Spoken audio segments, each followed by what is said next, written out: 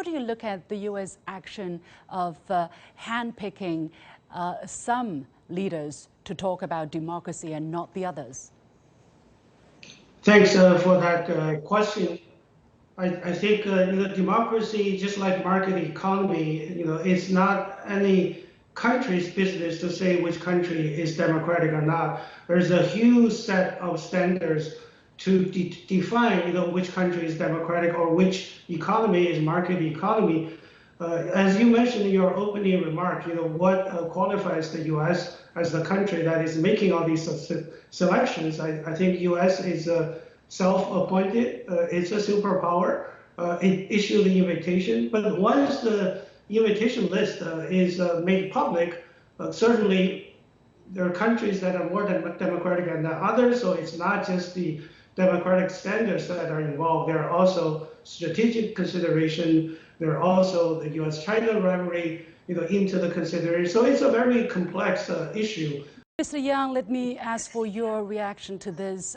Is China objecting to a meeting to talk about democracy, or is China objecting to this kind of divisive, exclusive attempts to say, okay, we are going to talk among ourselves how to promote democracy, but we are not going to, have everybody as part of the discussion and have their opinions and views heard?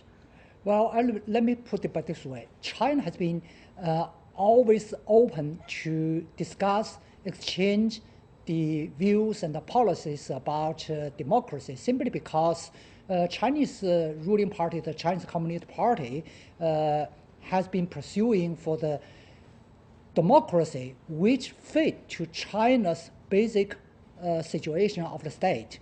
And for China's belief, democracy as a common value of the human being, composed by quite a varied types, forms of democracy. Just like human beings' language is composed by thousands of types of languages, not single languages.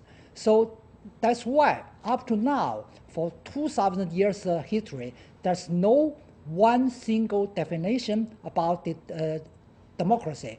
That's not because the lack of knowledge of the people, but because the diversities, full diversity of the democracy, that no one definition can define the democracy. To the contrary, just because of the variety of the democracy reflects the nature of the democracy. And the Chinese government and Chinese Communist Party always welcome to discuss and exchange experiences and lessons regarding to democracy for the better governing. So democracy is designed to better governing, not for something else like politicalization or the other things.